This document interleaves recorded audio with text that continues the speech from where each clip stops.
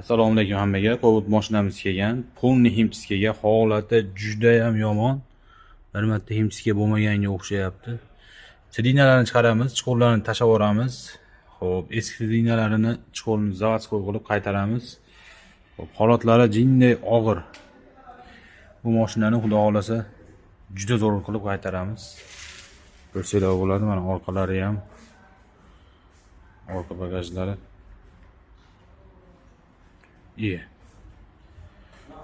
Nima mana? Bilganlar yozib yuborsin. Shu qoluvdi endi orqasidan. Xo'p, bu yoqda Spark mashinamiz.